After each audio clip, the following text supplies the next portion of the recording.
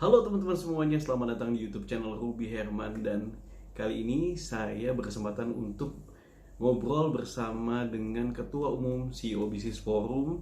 Beliau juga seorang praktisi dan juga konsultan di bidang bisnis, Bapak Yahya. Oke, kita simak video ini. Colin, bagaimana kita bisa bergandengan nih? Kita bisa bergandengan, ya bergandeng tangan tentunya untuk menghadapi corona ini dan juga bagaimana kita mengantisipasi nih tentang pelemahan ekonomi nasional ya. Dan kita mau ngobrol-ngobrol, kita mau bahas ya, kita bincang-bincang bersama Bapak Yahya yang adalah Ketua Umum CEO Bisnis Forum ya, dan juga beliau adalah konsultan dan juga praktisi bisnis. Banyak bisnisnya Pak Yahya ya. Iya.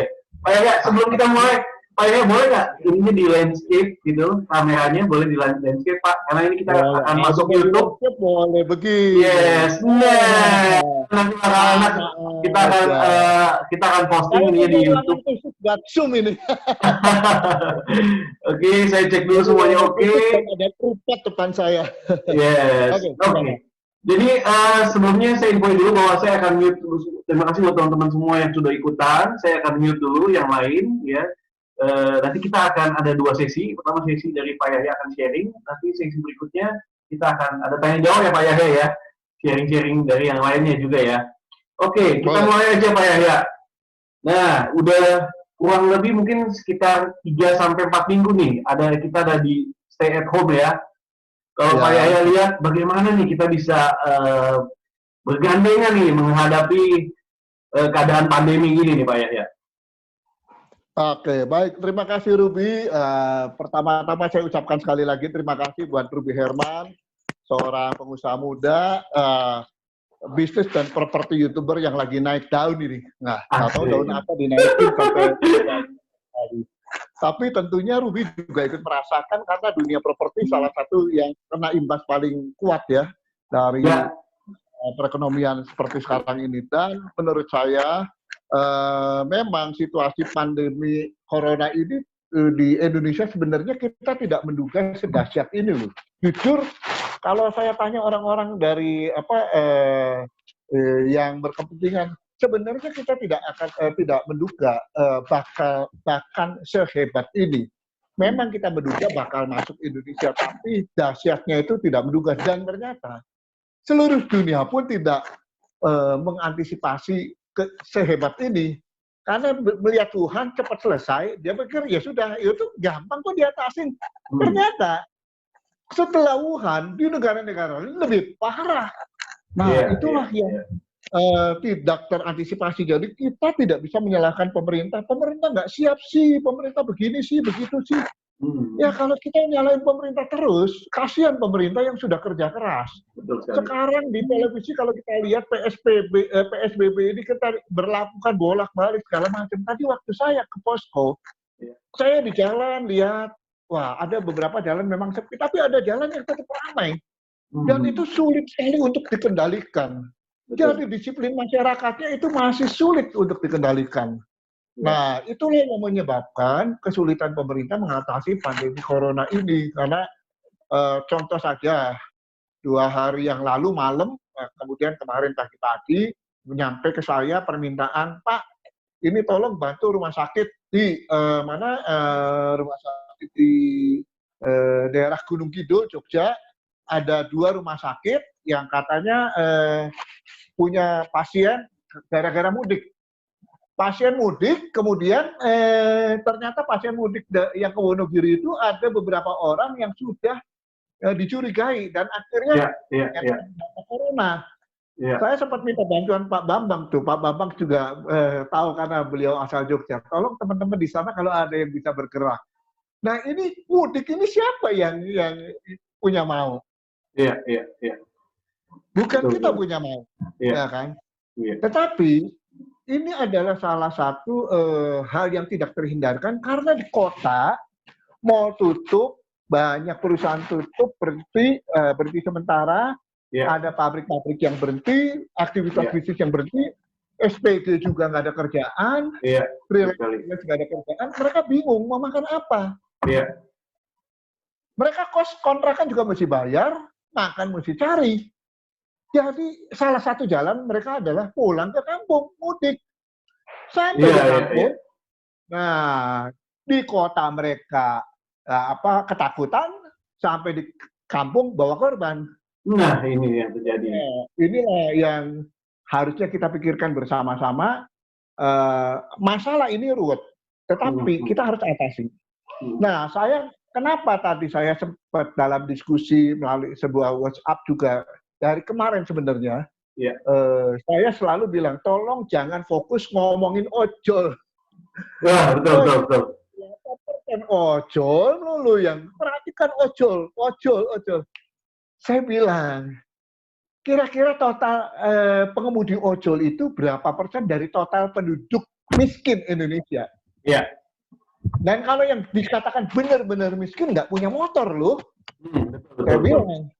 Dan yang pengemudi ojol itu ngantri bayar leasing dan sebagainya. Iya. Dan belum mereka semuanya juga betul-betul miskin. Dan itu adanya di kota-kota besar.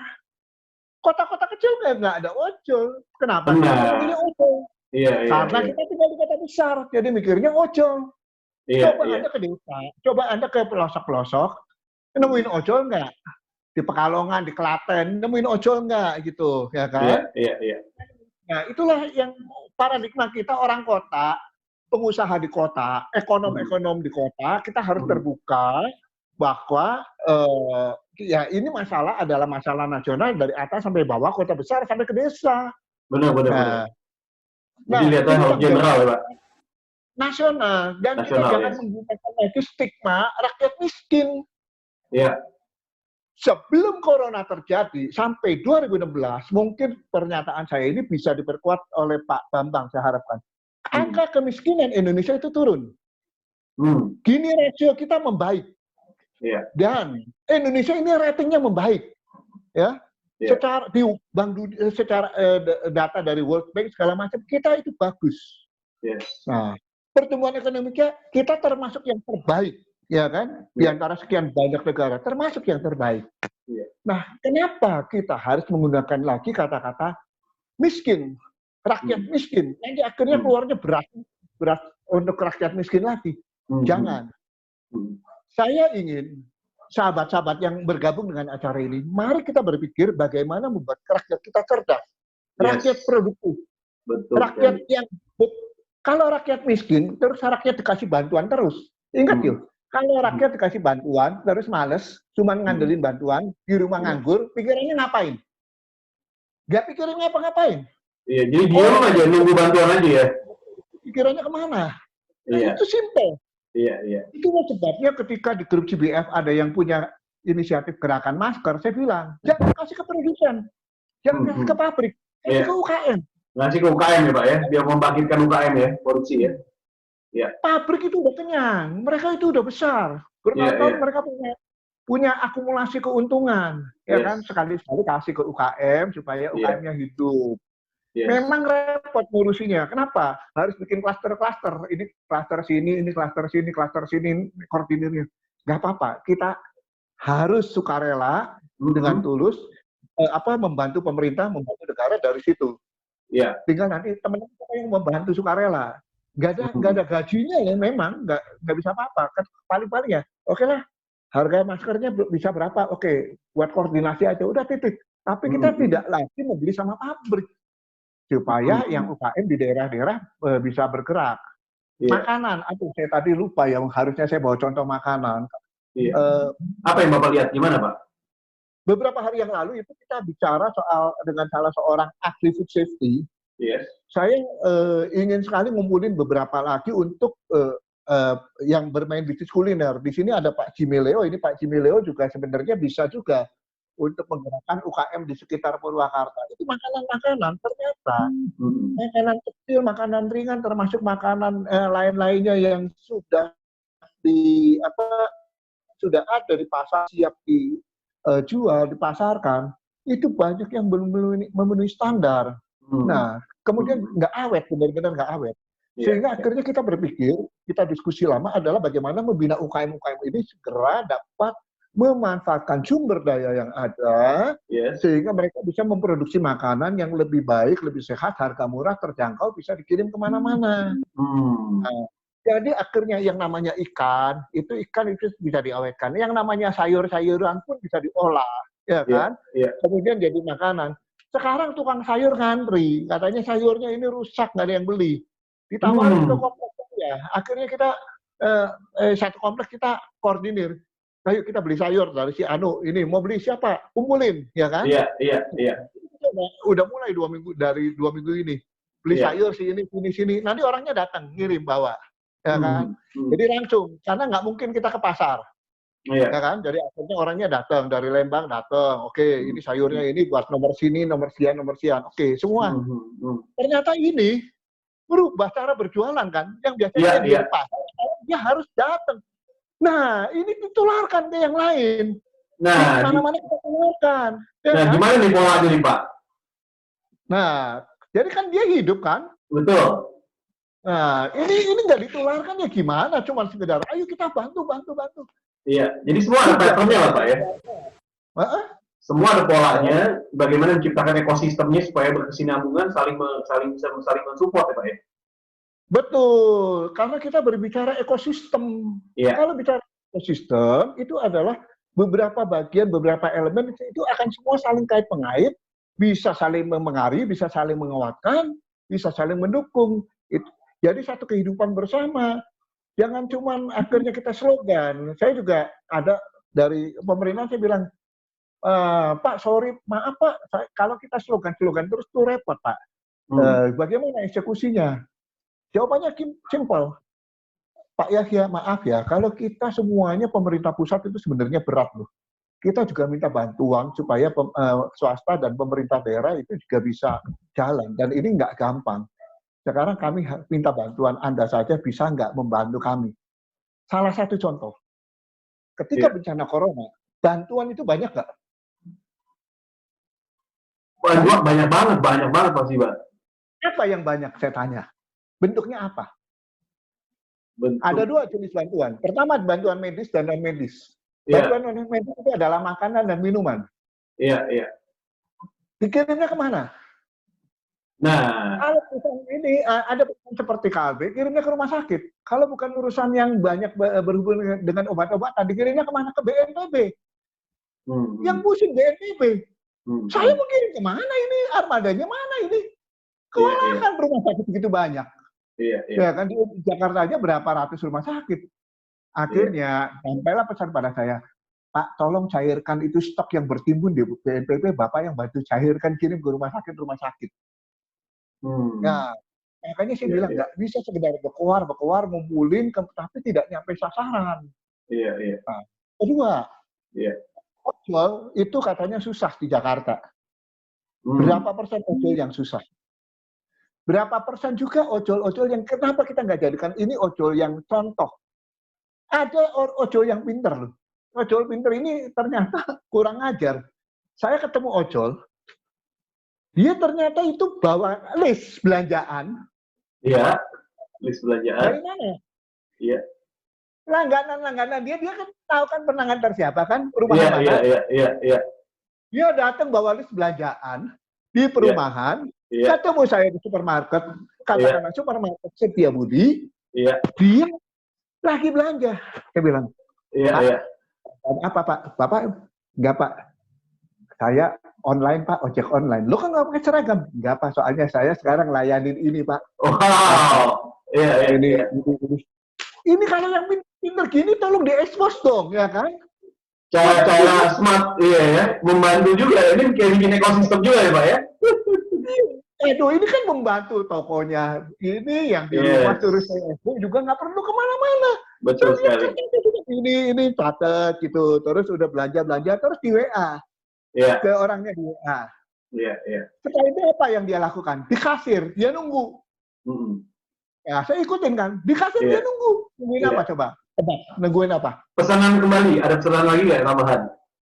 Dia udah hitung totalnya berapa, nungguin uangnya di transfer. Oh, paling transfer. Iya. Kayak nunggu pesanan lagi, Pak. Makanya saya gini nungguin di belakang dia. Pak, udah Pak. Pak, maaf ya, bentar. Saya lagi nungguin uangnya di transfer. Iya. Karena dia ada antrian depan saya. Jadi saya sabar, isi sabar. begitu sudah ditransfer semua dia bayar semuanya, belum bayar. Saya bilang sama istri saya, itu orang pintar juga loh. Di belakang kita mah jengkel-jengkel, tapi saya lagi perhatikan ini orang pintar. Iya, betul sekali. Dia dapat berapa? Dia dapat 10% dari belanjaan. Iya. Buat saya sih nggak peduli mau 10% itu berapa ya kan. Tapi begitu waktu dia bayar, total, saya bayar, lihat di registernya total itu 1.600.000. Wow. Itu 160.000. Iya. Di antara online ojol ini ada yang pinter, ada yang kreatif. Inilah yang harus kita tunjukkan sebagai bahwa inilah sosok-sosok manusia kelas lapisan bawah yang cerdas dan tahu memanfaatkan situasi. Melihat potensi di balik kesulitan yang ada ya Pak. Betul. Nah kalau nah kalau kita sebagai pebisnis nih Pak, banyak juga kan pebisnis di sini yang hadir ya. Nah gimana nih Pak? Jadi apakah kita harus belajar seperti ojol tersebut melihat potensi atau melihat peluang Pak? Masih ada peluang lah. Walaupun semua terpuruk, bahwa bencana pandemi corona ini lebih gila daripada bencana digital yang digembar-gemborkan waktu tahun 2000, Y2K. Wah, tahun 2000 itu nanti semua sistem akan berantakan, kacau, debalau, dan sebagainya. Ternyata nggak apa-apa tuh. Nggak ada apa-apa tuh. Ini ternyata pandemi corona ini membuat semua bisnis harus terpaksa turun. Indeks jeblok. Korporasi amburadul. Pabrik otomotif yang sebesar apapun harus berhenti. Sebagian karyanya bekerja, sebagian saja. Stoknya masih bertumpuk. Kita tahu properti gimana? Sama kan? 2 minggu yang lalu, seorang pengusaha properti, saya nggak perlu sebutkan ya, ini telepon saya. Saya bilang, bos, siap-siap aja nih buat tiarapnya kayak gimana. Loh kenapa bro? Ini udah susah lah, udah nggak bisa ngomong. Ini kalau misalnya kita tinggal berharap uluran dari OJK, campur tangan OJK. Waktu itu OJK belum ada rilis apa-apa. Kalau memang relaksasi oke, tapi kalau udah ada relaksasi pun gimana? Kalau kita masih bertahan hidup syukur, kalau enggak ya sudah apa boleh buat. Kita nggak tahu harus berpikir gimana. Saya cuma bilang, bro, jangan buntu dong mikirnya. Kalau itu repot, ya kan? Jadi saya juga ingin supaya peluang-peluang ini tetap ada. Salah satu contoh begini lah. Saya sempat bicara sama Ruby dan Ruby juga setuju sekali bahwa memang properti walaupun terpuruk tidak semuanya habis ya. Betul Pak. Ada peluang-peluang yang banyak orang lihat juga, ya kan, gitu kan. Terutama investor-investor mulai melek semua Pak. Nah, investor masuk. Iya, betul. Jual sebagian dolarnya, mau nyari alternatif mumpung dolar tinggi nih, ya kan? Iya, betul sekali. Ini. Tapi memang saya bilang hati-hati, investor ini kan juga nggak boleh investor yang cuma ngelihat jangka panjang, diam kemudian begitu dia perlu uangnya, properti nggak bisa diuangkan. Kalau investor produktif beda. Jadi begini, situasi corona ini kita kerja di mana? Rumah Pak. Situasi corona. Kebanyakan kerjanya di rumah, betul. Ada perilaku baru yang bergeser, yaitu rumah menjadi kantor. Benar nggak? Betul sekali. Inilah peluang. Saya bilang sama teman properti. Ada rombak konsep perumahan yang Anda jual. Gimana, Bos? Sediakan di dalam rumah-rumah itu adalah ruang kerja. Nah, ruang kerja. Begitu. Jadi, small office, home office itu jalan. Pasti akan jalan. Karena ini mereka akhirnya akan berbisnis berbasis digital semua. Benar. Jadi ini bergeser, pelan-pelan pasti akan terjadi. Dan itu Anda coba gerakin. Wah, boleh juga ya. Ya, nanti kalau memang ini idenya jadi, Ruby aja yang bantu. Siap bantu Pak. Yang luar biasa, Ruby yang bantu, ya kan? Siap. Setuju Pak, setuju. Kemarin ini kita juga kemarin ini meeting sama dari Ray, dari juga pelaku-pelaku bisnis properti, dari developer gitu kan. Semua menyimpulkan masih ada peluangnya Pak. Ya, masih ada peluang. Memang nggak bisa dipungkiri bahwa realita yang terjadi bahwa properti ini kena imbasnya, betul sekali. Ya. Tapi dari teman-teman semua pelaku bisnis properti masih di bulan Maret ya, April awal juga masih terjadi transaksi Pak, gitu. Dan developer juga harus putar otak gimana untuk melakukan terobosan-terobosan seperti apa yang tadi Bapak Yahya bilang gitu, benar sekali. Dari sisi mungkin tadi produknya dan juga mungkin cara bayar dan lain-lain. Gitu sih Pak yang saya sampaikan. Gitu. Itu pasti terjadi lah, karena apalagi saya bilang, bayangin, sinyalnya harusnya kita baca sejak apa? Sejak Mangga 2 ini banyak yang tutup. Loh, kenapa? Apa hubungannya? Soalnya anak-anak tuh nggak mau buka toko lagi di sana, kerja di rumah. Iya di rumah, iya. Benar kan? Kerja ini ya, betul. Iya, dan ini kayak terbukti banget Pak ya, sekarang jadi work from home semua. Ini kita jadi percepatan gara-gara corona, karena semua semua di rumah. Betul. Karena bapaknya nemenin anaknya, kamu ngapain? Ini kan papa online aja, papa online. Iya. Ternyata hidup. Dan mantap. Nah, saya tanya sama teman saya yang main kurir, gimana omsetnya turun nggak? Enggak, malah melejit ya Pak ya. Nah, itulah menurut saya pola pikir kita, mindset kita harus berubah. Dan sekarang kita dipaksa berubah oleh sesuatu yang sangat kecil sekali, namanya corona. Iya. Yang nggak kelihatan kasat mata ya, tapi itu ada gitu ya. Oke. Iya. Pak, tadi kita bicara soal gimana nih Pak, kita bisa bergandengan menghadapi corona. Mungkin Bapak bisa cerita lebih detail lagi tentang ekosistem yang harus ya teman-teman lakukan ya sebagai pelaku bisnis dan juga ya di pasar gitu Pak. Gimana Pak? Boleh, baik. Jadi begini, salah satunya bergandeng tangan, konsep ini adalah sebenarnya bukan konsep baru, tapi saya ingatkan kembali.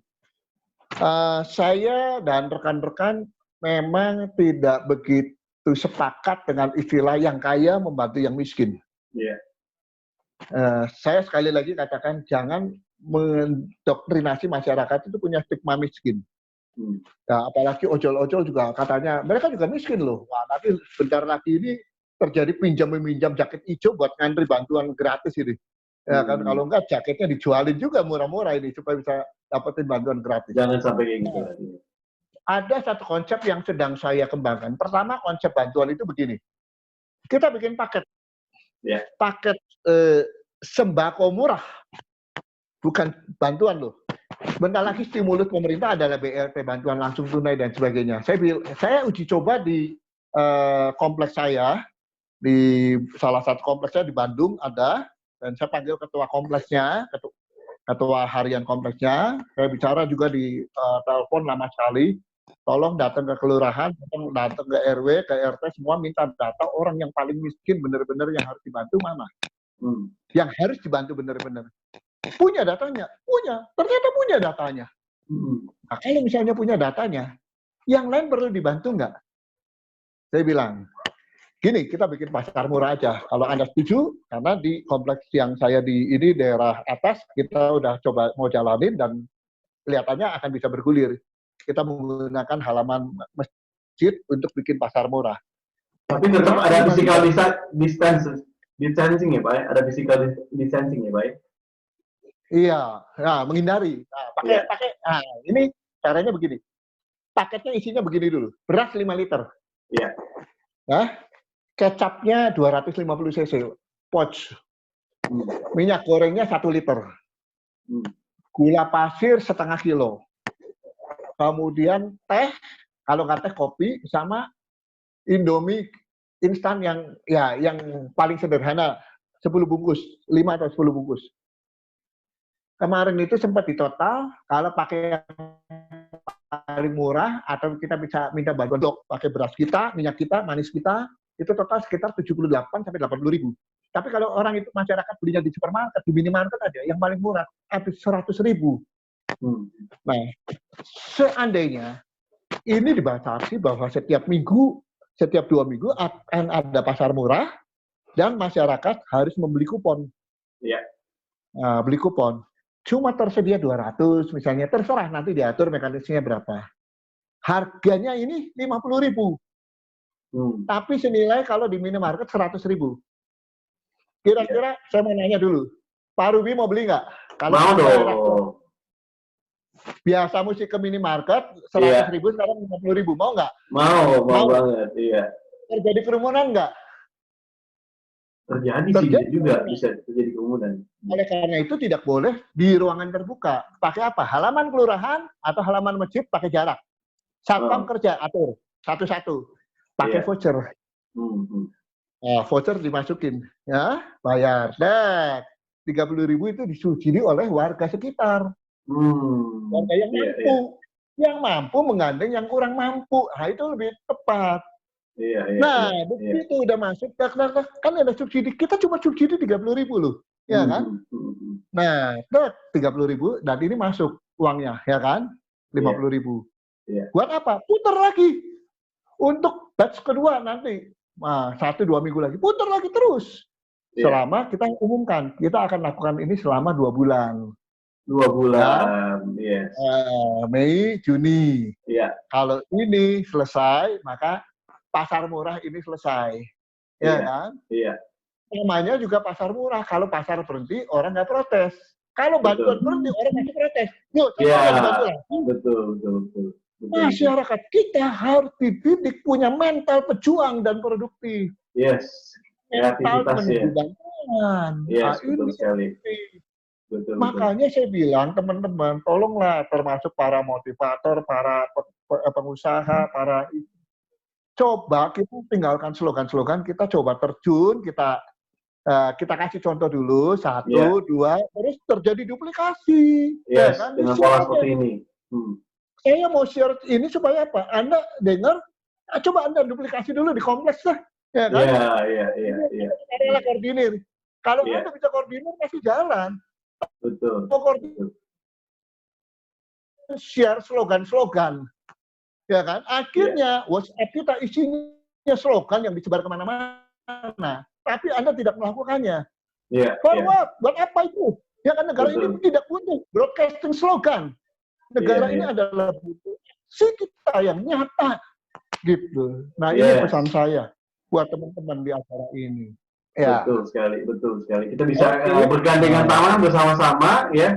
Nah, Pak Yahya ini menarik sekali, yes. Nah, di sesi pertama nih kita sudah ngobrol, Pak Yahya. Di sesi kedua kita mau ngobrol bersama teman-teman semuanya, tanya jawab nih Pak Yahya. Lebih sharing lah ya.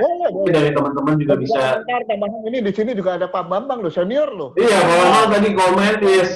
Nah, teman gini ya. Jadi nanti kita akan balik lagi ke sini lagi. Kita break dulu, ya. Break dulu. Kurang lebih kita 3 menit lah ya. Minum dulu ya.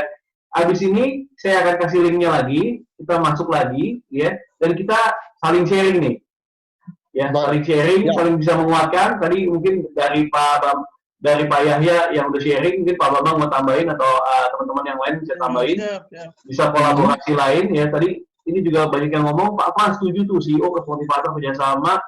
Oh ya, ide bagus soal sembako subsidi 30.000. Nah bener, makanya saya suka banget sama tadi ide dari Pak Yahya tentang yang pola seperti ini. Oke Pak Yahya, kita balik lagi Pak Yahya. Saya stop dulu, nanti saya akan kasih linknya lagi, kita akan join lagi. Oke, thank you teman-teman yang sudah partisipasi. Break dulu ya. Oke, saya kasih linknya lagi. Thank you. Yes. Oke.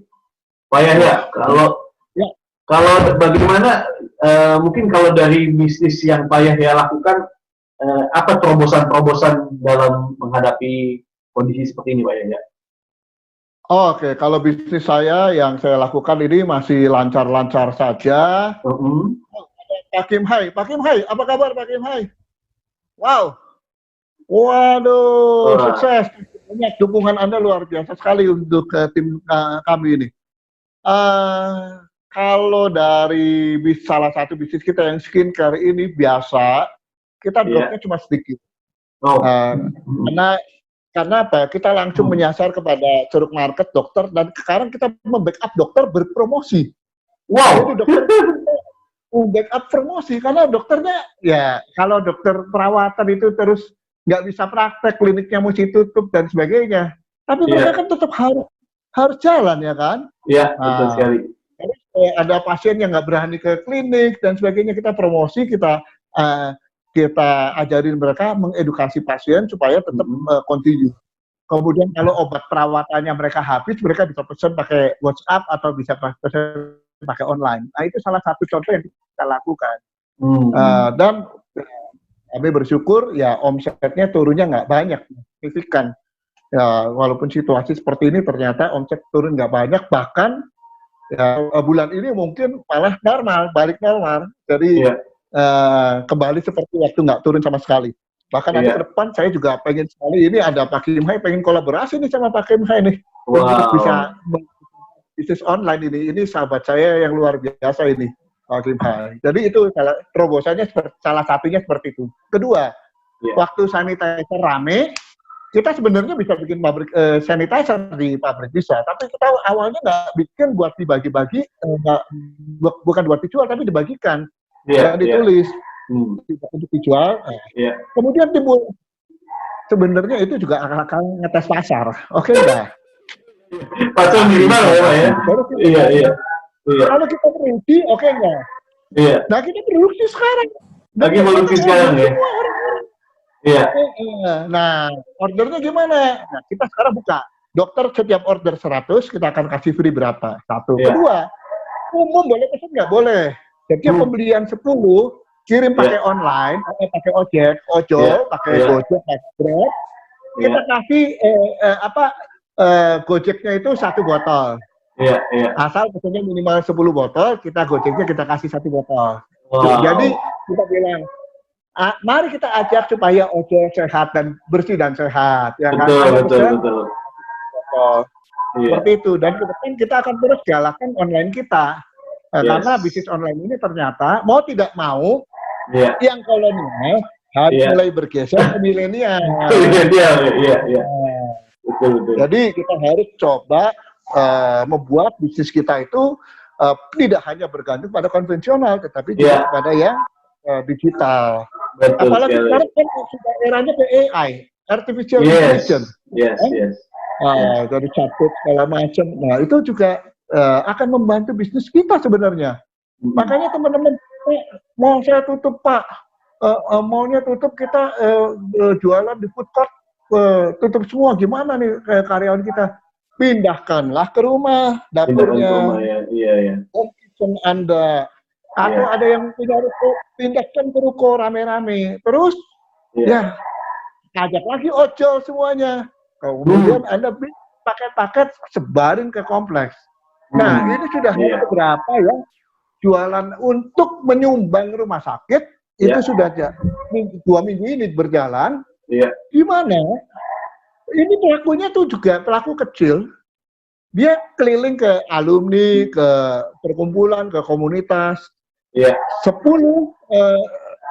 paket per hari untuk rumah sakit RSCM, 100 paket per hari untuk rumah sakit atlet. Dan itu semuanya hasil sumbangan loh. Artinya dia hidup, bisnisnya tetap jalan, di sana relawan dapat makan, ya kan? Dan karyawan dia juga ikut kerja. Ini kan cara-cara sederhana, dan itu udah banyak yang melakukan sekarang. Tapi masih kurang banyak. Coba kita lakukan sama-sama. Nah itulah yang saya bisa sharing kepada anda semuanya. Kilometer 72, ya semua bis berhenti, transportasi berhenti. Waduh kasihan semua itu Pak Jimmy. Ya kan? Mau ngapain ini mereka semuanya? Gimana Pak Jimmy mungkin bisa? Ya kita mesti pikirkan buat mereka supaya mereka juga ya bisa tetap menjalankan bisnisnya, ada kelangsungan bisnisnya, sehingga ya jangan sampai mati ya. Terus terang kita kasihan sekali dengan mereka-mereka pengusaha kecil yang terdampak begitu. Jadi ini PR kita bersama-sama, jangan PR pemerintah, PR kita juga ya. Gitu. Oke. Ada komentar silakan. Ada komentar. Tadi Bro Jimmy mau komen dulu, Bro Jimmy? Ya, boleh. Baik, terima kasih. Silakan Bro Jimmy. Ya, atas waktunya. Ya, sangat menarik Pak Yaya yang tadi Pak Yaya bilangin bahwa banyak bisnis yang terdampak, nggak hanya dari bisnis besar, sampai bisnis kecil pun terdampak. Yang kita tahu pada tahun 98 itu hanya saat krisis moneter, beberapa perusahaan besar yang terdampak karena mereka punya utang US dollar yang tadinya 2.000 menjadi 18.000 sampai 20.000. Ya, saat itu saya masih bekerja di Sinar Mas Group. di Asia Pulp and Paper, pada saat itu kami tidak merasakan dampaknya Pak Yaya. Karena Asia Pulp and Paper secara automatically hedging dengan US dollar basis. Karena kita menjual kertas yang tadinya ngambil dari lokal, kita ekspor dengan US dollar 1.000 US dollar per ton saat itu. Tapi pada saat ini yang saya lihat ini udah masuk ke suatu resesi yang sangat yang luar biasa, sampai itu masyarakat kecil pun saat sekarang yang tidak bisa bergerak. Seperti Pak Yaya sampaikan tadi, mereka mau bekerja pun tempat kerjanya ditutup. Mereka mau berusaha, tempat usahanya mereka tidak memungkinkan.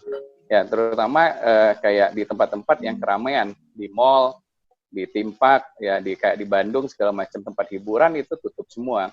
Yang kita sadarin bahwa pasti dampak ini akan sangat besar sekali, Pak Yaya. Nggak hanya dari sisi yang menengah atas, menengah, dan sekarang menengah bawah pun. Ya, seperti yang tadi Pak Yaya sampaikan, apakah dampak ini juga terkena di kita di rest area? Data terakhir itu turun antara 50-80% Pak Yaya. Pengunjung yang di dalam rest area. Ya. Jadi sedangkan yang kendaraan yang melintas pun turun sampai 50%. Ya, karena mereka juga takut dan khawatir untuk belanja. Yang pertama yang saya lihat adalah yang terdampak adalah kayak rumah makan yang sistemnya adalah langsung disajikan. Kayak Ibu Haji Cigania begitu kena dampak, dia langsung tutup. Karena penyajiannya langsung disajikan di depan. Kayak Simpang Raya di tempat kita juga akhirnya mereka harus tutup. Jadi sekelas makanan-makanan yang sederhana itu, maksudnya saya makanan-makanan yang bisa dijangkau jutaan orang itu harus tutup gitu. Padahal itu sangat dibutuhkan. Maka kemarin kita juga lagi bicara kalau mereka ini mau, ya seperti Pak Yaya bilang ada food safety, ya kita lagi bicara sama mereka kalau memungkinkan dari sisi penyajiannya akan dirubah, ya pastinya butuh effort juga. Saya sudah sempat ketemu dengan BPPT, mereka lagi kembangkan adalah vakum, bisa tahan makanan itu sampai 1 tahun Pak Yaya. Nah ini yang saya pikir sangat menarik juga, bisa divakum, akhirnya bisa dijual, sudah ada nasinya, sudah ada apanya, itu bisa tahan sampai 1 tahun. Ya balik ke bisnis di rest area yang saat ini, selama ini belum ada yang berpikir untuk jadiin digital. Padahal kita udah pernah bicara itu, pernah ketemu Pak Yaya juga sekitar 2-3 tahun yang lalu. Harapannya tadi adalah tahun ini akan dirilis gitu loh Pak Yaya. Jadi digitalisasi rest area, baik itu informasi apa aja sih yang ada di dalam rest area itu, fungsi misalnya dari musola, masjid, ATM, ada kulinernya, nanti ada retailnya. Nanti kita juga lagi berpikir bagaimana bisa membantu pemerintah yang selama ini kalau ada rest area pasti ada tolnya Pak Yaya. Sebelum ada rest area harus ada tol. Begitu ada tol, sebagian besar pasti akan melintas di dalam tol dan sebagian kecil akan tetap ke menggunakan jalan yang arteri. Nah ini yang terdampak bagi pemerintah, bagi UMKM yang dilintasin tol itu adalah mereka yang tadi punya bisnis di sana jauh menurun, apalagi pada saat sekarang Pak Yaya. Nah sekarang memang target kita bagaimana ngangkat 1.000 UMKM per satu rest area. Kebetulan di Asosiasi Pengusaha Rest Area, Asprestindo, Ketua Umumnya Pak Widi, saya membantu Pak Widi di Wakil Ketua Umum di Asprestindo Pak Yaya. Sekarang kita lagi bicara sama BPJT, bagaimana ini pemerintah bisa membantu ada 1.000 UMKM di dalam rest area. Ya, tapi ini dalam bentuk digitalisasi, nanti ada warehouse di setiap rest area, nanti itu akan digitalisasi surrounding ya sekitarnya, mungkin juga akan bisa membantu UMKM di belakang rest area tersebut untuk dijembatani. Misal pembelinya adalah orang-orang yang ada di Jakarta atau di Bandung atau di Jawa, Pak. Nah, itu akan ada kerjasama dengan pihak-pihak logistik gitu loh Pak Yaya. Ini yang saya lihat, ini ada kesempatan cukup baik pada 3 bulan atau 6 bulan. Ya kita nggak pernah tahu kondisi seperti ini berapa lama ya Pak Yaya. Tapi pastinya dalam 3 sampai 6 bulan ini, ini kesempatan yang cukup bagus untuk mengajak atau ya mengencourage UMKM itu kalau memungkinkan ada satu digitalisasi. Nantinya kalau ke depan COVID-nya udah selesai, itu akan terjadi revenge, ya balas dendam untuk yang tadi nggak bisa liburan hanya di rumah 3 bulan sampai 6 bulan, mereka akan berbondong-bondong ke Bandung atau berbondong-bondong ke Jawa gitu Pak ya. Ya pastinya antisipasi seperti itu juga. Ya dan juga kita ya lagi berpikir juga bagaimana tadinya UMKM untuk masuk ke rest area, terutama yang kuliner-kuliner, ini sangat berat Pak ya, karena kita udah hitung cost per square meternya di rest area itu, mereka kita barusan bulan lalu itu bulan Februari akhir atau awal Maret kita sempat kumpul ada 80 pengusaha rest area, sekitar 300 rest area Pak ya nantinya. Akan ada dari Jawa sampai ke Sumatera dan juga beberapa yang ada di Kalimantan dan Sulawesi. Dari 300 rest area ini, kalau satu rest area ada 1.000, nanti akan ada 300.000 UMKM, dan pastinya beberapa kuliner-kuliner lokal, atau kita bilangin local wisdom, itu akan diangkat ke dalam rest area. Hanya problemnya sekarang adalah, untuk sewa atau untuk bangun satu rest area, itu minimal sekitar 70 sampai 100 miliar Pak ya. Sehingga, dan dengan cost yang cukup tinggi tadi, kemarin kita sempat bicara, yang udah berjalan itu minimal mereka akan sewain 200 sampai 800.000 per meter persegi Pak ya. Nah kalau UMKM 200.000 sampai 800.000 per meter persegi. Oke. Ya ini cukup tinggi karena UMKM itu tidak akan bisa masuk ke dalam rest area karena untuk sewanya yang sangat tinggi dengan pembayaran mungkin 30-50% di depan. Makanya kemarin dengan inisiatif beberapa teman, kita ada lagi mau bikin namanya cloud kitchen di rest area. Mungkin mereka cukup dengan sewanya cuman kecil, tapi semua preparation kita yang siapin gitu loh Pak ya. Mulai dari stoknya, misalnya dia mau beli ayam, mau beli daging, mau beli sayur, segala macam harus ada dengan standarisasi HACCP dan juga halal gitu Pak ya. Karena mereka cukup bawa, misal pagi restoran yang berbeda, siang berbeda, malam pun berbeda, tapi semua harus dijual dengan digital. Misalnya satu rest area bisa 90 UMKM kuliner.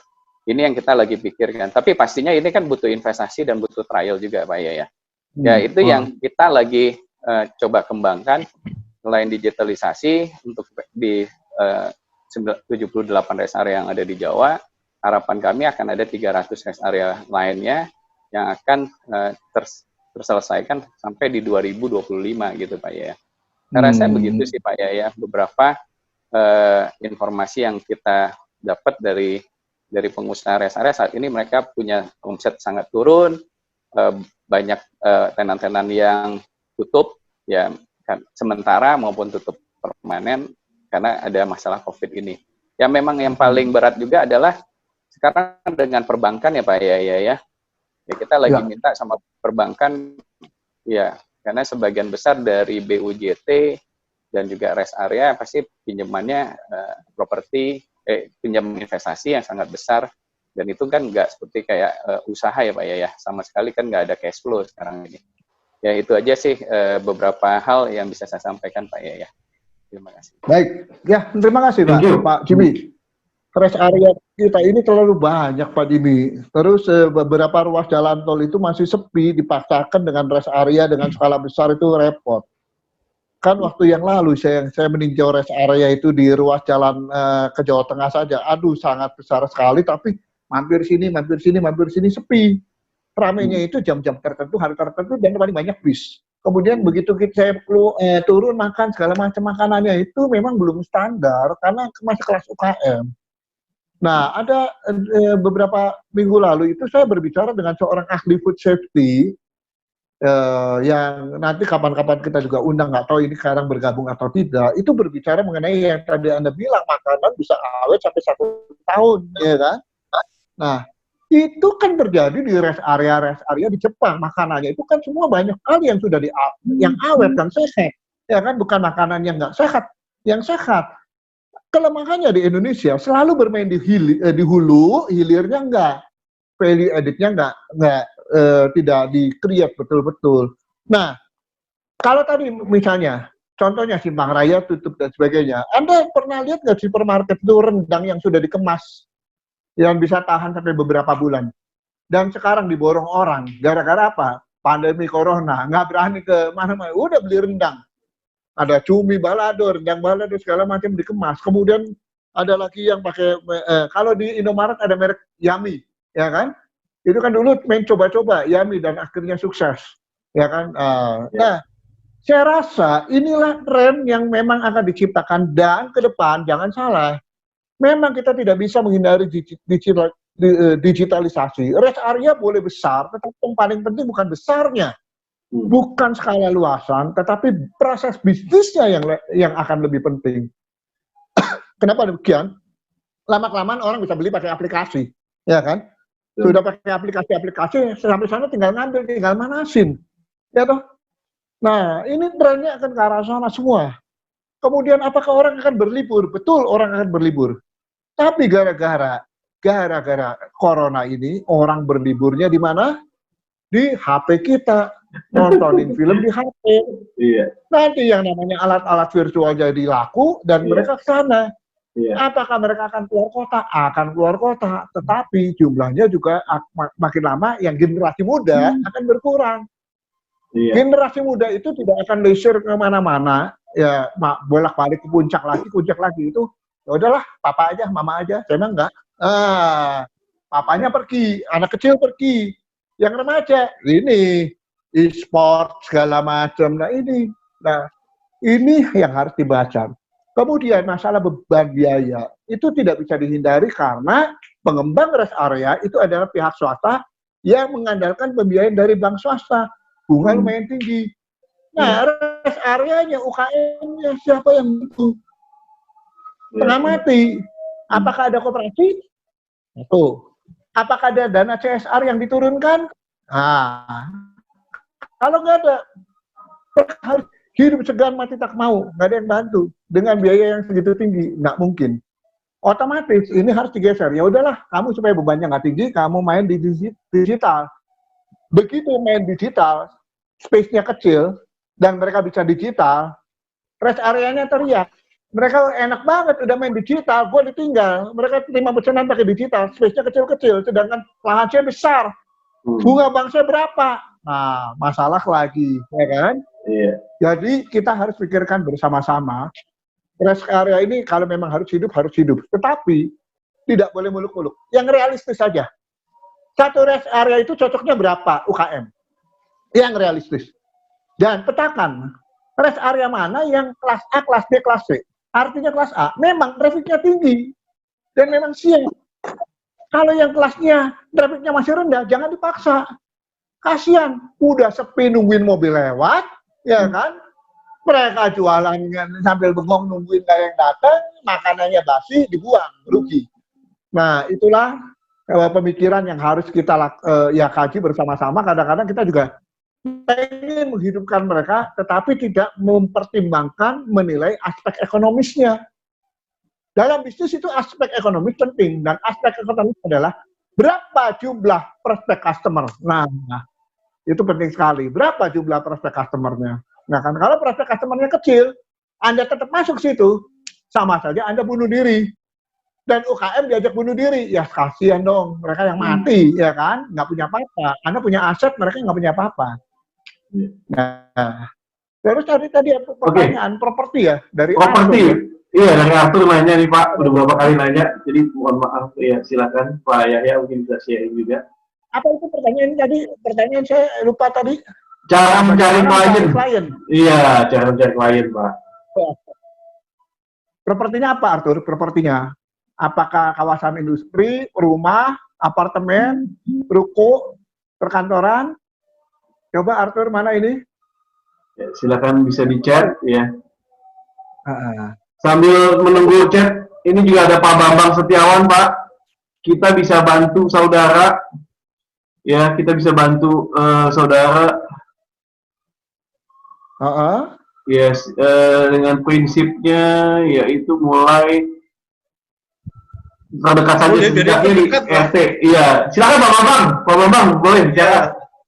Jadi ya kita bersyukur bahwa kita hampir semuanya cukup punya rezeki sehingga 3 bulan ke depan pun insya Allah kita masih cukup untuk makan untuk kehidupan kita. Tapi orang-orang di sekitar kita mungkin ada juga yang sudah nggak bisa makan karena sudah berapa hari ini nggak dapat penghasilan. Nah itu saya kemarin juga dengan Pak Thomas Sugiarto, anggota CPF juga mungkin ya.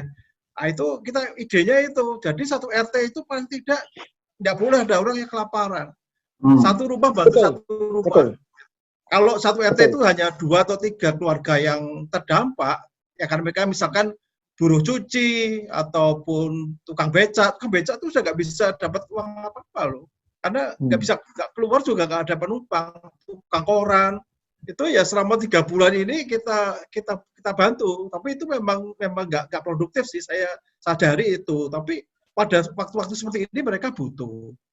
Nah, butuh makan, Pak. Nggak butuh yang apa-apa, butuh makan. Kan mereka pulang kampung juga nanti di kampung mereka bikin masalah juga.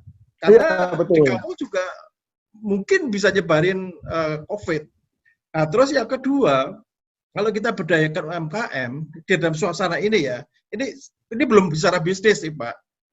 Jadi UMKM contohnya warung-warung Tegal, ibu-ibu yang biasanya pagi-pagi bikin makanan di jalan-jalan itu kan sudah nggak bisa jualan lagi.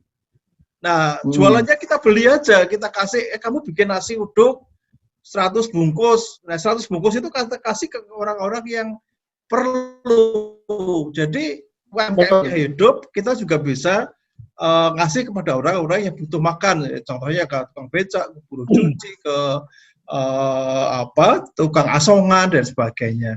Tapi kembali itu masih terbatas pada betul-betul charity ya. Tapi ya mau nggak mau itu harus kita lakukan sih, Pak. Nah, terus kalau yang bisnis yang tadi ada yang bertanya mengenai bank. Ini bank sudah jelas ada peraturannya POJK nomor 11 tahun 2020. Semua nasabah ataupun debitur yang terdampak itu bisa mengajukan keringanan. Nah, itu namanya restrukturisasi kredit. Gitu. Jadi jangan khawatir Pak yang punya pinjaman di bank, Bapak datang ke bank saja, nggak harus langsung, tapi bisa melalui chatting atau WA ke account officer-nya atau relationship manager-nya, ngomongin kesulitan ini nanti insya Allah dibantu. Tapi kalau yang sebelum adanya COVID sudah masalah, bank itu pasti nolak, Pak. Ya, jadi hanya memberikan yang karena terdampak COVID saja. Itu. Betul. Tapi ide Pak Yahya tadi yang pasar murah itu oke, Pak, bisa. Itu mirip dengan seperti apa yang saya pikirkan, tapi Bapak lebih memberikan bahan mentah ya. Cuman ada persoalan physical distancing itu juga di program saya juga physical distancing itu karena tetap harus diberikan tuh, Pak. Tapi kalau mereka bisa pakai sarung tangan, pakai masker, ya insya Allah tetap terlindungi lah, nggak sampai bersentuhan gitu. Cuman ada kesulitan juga, Pak. Kayak gitu itu rebutannya itu loh, Pak. Rebutannya? Memang harus tegas sekali kalau harus ada yang mau berani jaga. Kalau nggak rebutan ya jadi penularan gitu. Makanya yang saya bilang, aparat, apakah itu RT, RW, dan Satpam, Hansip sekalipun itu memang ikut dilibatkan dan mereka harus ada dengan jarak tertentu. Kalau nggak boleh. Dan harus pegang kupon. Kuponnya ada urutannya. 1 sampai 10 dulu, ya kan? Nah, jadi udah ada urutannya. Kalau langsung bruk, wah mereka langsung datang. Ini yang masalah. Jadi mereka harus pakai masker, Pak. Pakai masker. Nah, itulah sebabnya Hansipnya pakai masker, semua pakai masker. Ini dari Pak Tim Hai itu benar bagus sekali. Jadi harus pakai masker. Kemudian yang membagikan juga harus pakai sarung tangan. Itu semua. Itu harusnya pakai sarung tangan, betul. Tapi kita start dari yang terdekat dulu, Pak. Jangan sampai di tetangga kita, lalu di RW kita atau RT kita ada yang kelaparan. Karena saya bisa bayangin buruh cuci itu kan hanya dapat duit kalau dia datang ke rumah-rumah nyuci baju terus dapat upah gitu. Sekarang nggak bisa pergi-pergi ya. Ini kita jadi kalau kita bergandeng, Pak, saya bilang kalau kita mau bergandeng, datanglah ke lingkungan yang terdekat, Ya, betul. kelas bawahnya itu kita pelajari dulu, ya kan? Profesinya apa di sana? Oh, ternyata ada yang tukang kebun, Pak. Kalau tukang kebun, apakah kita akan libatkan untuk bantu di kompleks kita merawat kebun-kebun kita? Itu dengan cara tertentu kita bayar, ya kan? Nah, kemudian tadi di posko kita, posko saya di Bandung ini ternyata beberapa relawan itu jadi relawan semprot ini, Pak, desinfektan di tempat umum. Ya udah kita bayar, ngantri dia daftar, ya udah kita bayar. Selain kita bayar, kita kasih bekal, kita kasih kopi, kita kasih apa. Nah, itu salah satu contoh. Jadi sebenarnya banyak cara yang kita bisa lakukan. Cuma ya memang kita harus duduk, kita harus sharing. Kemudian juga tadi ide pedagang-pedagang asongan bisa dikumpulkan, Pak. Bisa. Jadi kita ada tukang cuanki. Cuanki itu apa ya? Cuanki itu yang direbus-rebus itu. Terus kita kasih tahu, Bapak mau jualan, boleh, ya kan? Jualan ke kompleks. Jadi di kompleks kita ini order, Pak. Tapi dikasih syarat, Bapak mesti bersih ya. Satu, mesti begini. Satu bungkus 40.000 bisa buat 2 orang. Tapi harus bersih, dikasih standar. Gini. Siap nggak? Siap. Berani nggak? Berani. Ya, oke. Kalau berani kita akan order ya, Pak ya.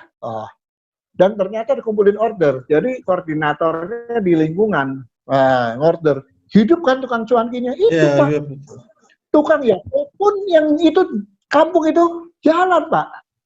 Jadi kita kasih jadwal. Setiap minggu hari ini kamu boleh keliling, kamu WA dulu. Terus kita ada yang koordinir, siapa yang mau beli? 20 orang mau beli. Minimal beli berapa? 5 pak. Ya. 5 pak 50.000. 50.000 apa berapa? Nah, kita bagi-bagi kan? Itu kan lumayan, Pak, satu kompleks seperti itu, ya kan? Nah, jadi itulah yang bisa kita lakukan. Ya, betul, Pak. Terus tukang yang pakai gerobak, kita juga kumpulin, Pak. Kita bisa kumpulin, tapi kita gilir. Hari ini nanti kamu mangkalnya di sini, kita akan panggil yang terdampak untuk kita beli berapa porsi. Nah, mereka boleh silakan makan, ya kan? Kita beli berapa porsi. Nah, itu cara yang sangat sederhana. Duitnya urunan itu satu kompleks, ya kan? Urunan satu kompleks. Nah, kalau pasar murah itu tujuannya ada supaya apa? Supaya mereka menghargai bahwa ada pengorbanan yang dikeluarkan untuk mendapatkan sembako itu dan tidak diperjualbelikan lagi. Yang saya khawatir adalah banyak penyusup yang akhirnya ngantri dapat sembako murah tapi dijual, Pak. Nah, dan itu udah sering terjadi.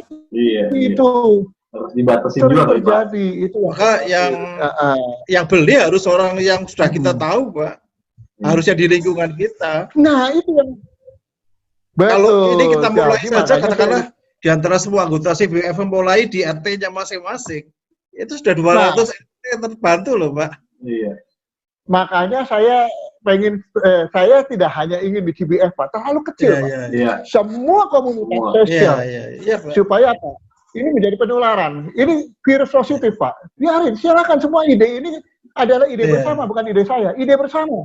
Harus kita punya satu niat yang tulus untuk membantu dan terjun ke bawah. Kalau cuma slogan, nggak akan ada yang jalan. Slogan lagi. HP kita isinya penuh sama slogan sampai ngabisin memori. Di-forwardin terus. Ya kan? Nah, sekarang kita perlu lakukan sesuatu yang nyata. Nanti kita sharing. Ini loh hasilnya loh. Nah, ya kan? Satu dua men-sharingkan hasil itu akan mendorong yang lain melakukannya. Yes. Ya kan? Slogan itu tidak akan mendorong. Itu maksud saya begitu. Yes. Tapi ada satu pertanyaan boleh saya jawab nggak nih? Ada satu pertanyaan boleh saya jawab? Boleh Pak. Ya. Tapi kalau yang mencari ke klien kan saya udah di awal sudah bertanya dulu nih. Ya. Anda ini propertinya apa? Karena properti itu mau bisa mencari klien dalam situasi susah atau tidak susah, pertama memang lokasi menentukan. Ya. Setuju kan? Lokasi menentukan. Ya. Kedua, prospek properti ini jangka panjang apa? Ya. Nah, tapi ada pertanyaan lagi, Pak, saya bisnisnya LPG segala macam, mall tutup, ini tutup, bisnis saya drop segala macam. Oke. Ya sekarang Anda mesti pakai strategi jemput bola, nggak bisa mengandalkan mall. Betul. Apa menggunakan ekosistem tadi Pak ya, menggunakan ekosistem tadi. Karena pasti perumahan pasti butuh gas juga kan Pak. Iya, orang saya juga akhirnya telepon yang jual gas siapa ini. Oh, Iya. teleponin aja minta dikirim. Bisa juga. Kirimin. Iya, online bisa juga atau door to door bisa juga gitu kan. Iya, betul semuanya. Dan sebelum saya lupa, Iya. saya juga menghimbau sama teman-teman, nanti minggu kedua Mei, minggu ketiga Mei Lebaran, menjelang Lebaran, saya lupa tanggal berapa, itu saya menggagas ke mereka itu adanya bukan lagi pasar murah, tetapi satu makan bersama. Jadi kita undang social distancing, ya kan? Tetap pakai konteksnya social distancing. Jadi kita itu yang gerobak makanan segala macam kita atur, sebaiknya diatur, kemudian kita bayar, kemudian rakyat itu yang jelas boleh beli di situ, tapi diatur oleh satpam, oleh hansip bergilir, supaya itu mereka hidup dan mereka bisa makan sama-sama. Udah disiapin ini. Oh, mau ini jualan takjil kayak mau apa kayak semua gitu, kasih satu-satu, ya kan? Iya. Yang bayar siapa? Warga lingkungan yang mampu untuk membantu yang tidak mampu. Nah, otomatis ini asongan PKL makanan itu juga ikut hidup, ya kan? Jadi mereka juga merasa terbantu. Jadi tidak hanya sekedar bantulah yang miskin, gandenglah yang tidak mampu, ya kan? Yes. Supaya ada rasa persaudaraan sebagai sesama bangsa Indonesia. Itu maksud saya. Ya. Pak Yahya, tadi juga bicara soal pergerakan, ya. Ini juga ada ini dari Kim Hai, ternyata ini teman saya, Pak. Klien saya di properti dulu, Pak. Pak Kim Hai punya gerakan kan gemas ya, Pak ya? Gerakan memakai masker ya. Ini luar biasa sekali, ada rencana 30 juta masker ya, Pak ya? Betul. Ya, Pak Kim Hai. Nah, itu anggota CBF juga, yes. Saya biasa. Ini klien saya di 2002 nih, Pak, klien properti. Nah, ini luar biasa. Justru itu saya lagi menunggu nanti ini masker yang untuk Jawa Barat dan saya akan serahkan langsung kalau memang memungkinkan langsung kepada Bapak Ridwan Kamil. Iya, mantap nih. 2.500 liter udah maghrib kepada ini. Iya, mungkin Bro Kim Hai mau bicara Bro Kim Hai. Mana Pak Kim Hai? Bro Kim Hai. Salam semuanya. Salam kenal, silakan. Harus ini dong, harus kasih kata-kata juga supaya semangat. Bisa sharing gemasnya. Kalau gemas sih sebenarnya sekarang udah berjalan karena pemerintah udah galakin kan. Yes. Jadi sebenarnya target kita awalnya kan pemerintah dulu, tapi kalau pemerintah udah gerak, sekarang kita juga gerakin pakai teman-teman semua untuk bagaimana mendistribusikannya. Nah, distribusi yang kita lakukan, kita kerjasama dengan Alfamart. Jadi di Alfamart itu, mereka itu udah punya data di setiap kelurahan orang susah tuh berapa banyak. Nah, jadi nanti dari data kelurahan itu, mereka tuh kasih kita nomor-nomor handphonenya. Dan orang-orang itu tinggal datang, kasih nomor handphonenya, kita scan, oke, terdaftar, kita kasih. Jadi kita nggak usah sampai juga terlalu ribet atau gimana. Kayak contoh juga untuk yang bantuan makan, itu kita bisa atur per hari datang dapat Indomie sama telur. Jadi setiap orang yang dari kelurahan itu datang, tinggal bawa nomor handphonenya berapa, scan, oke, dapat jatah Indomie telur, dia pulang. Besok atau sore datang lagi boleh, atau mau gimana cara pengaturannya. Nah, tinggal mungkin permasalahannya kan adalah harganya, bagaimana kita negokan harganya atau langsung ke yang supaya Indomie lah atau yang bagaimana. Saya rasa Alfamart mereka sekarang sangat-sangat membantu dan mereka pasti akan membantu karena setidaknya orang yang datang itu mungkin juga bukan cuma ngambil jatah tapi bisa juga beli-beli produk yang lain kan. Ya, betul. Dan mereka ini kan untuk Jakarta aja udah ada 1.500. Jadi nggak usah terlalu ribet lagi, tinggal serahkan ke mereka, bikin penggalangan dana besar-besaran, masuk ke mereka, tinggal diatur tuh. Bagaimana caranya supaya hari ini makan apa, besok makan apa, atau tadi digabungkan dengan yang dapur besar, UMKM segala macam, silakan masukin ke sana, nanti mereka tinggal masukin tuh. Jadi pakai ahli gizi sekalian selama 3 bulan memang sudah diatur semua. Yang kebagian siapa sudah ada nomornya, jam berapa datang supaya benar-benar nggak kredit. Punya data 1.500 bisa dipakai, Indomaret juga bisa dipakai. Saya rasa sesimpel itu, dan yang penting pada mau keluar duit aja. Mantap. Oke. Nah, baik. Waktunya habis ya, Ruby. Yes, waktunya habis. Kita mau lanjut lagi atau gimana Pak Yahya? Tergantung Pak Yahya, silakan. Semoga ya, saya berharap teman-teman semua, rekan-rekan yang ada di sini, kita punya satu semangat untuk membangun dan mempertahankan, khususnya bergandeng tangan mempertahankan ekonomi Indonesia ini. Nah, siapapun juga silakan punya ide apapun juga kita sharing lagi melalui WhatsApp grup kita, dan kita punya waktu nanti kapan bisa diatur lagi oleh Ruby untuk kita bincang-bincang lagi. Bincang-bincang lagi ya. Oke. Thank you. Sukses untuk kita semuanya. Yes, thank you Pak Yahya, Pak Kim Hai, Pak Bambang, dan semua teman-teman yang sudah berpartisipasi di acara ini. Semoga bisa bermanfaat, bisa meningkatkan kita punya kreativitas ya untuk bisa berjuang dan juga berbagi tentunya ya, karena banyak teman-teman yang juga berbagi dan juga yang punya bisnis juga kita harus cari cara ya. Tadi Pak Yahya juga bilang kita harus kreatif, karena saya rasa semua juga banyak yang kena dampak ya kan. Tapi gimana kita bisa bersama-sama bergandengan tangan ya Pak Yahya ya,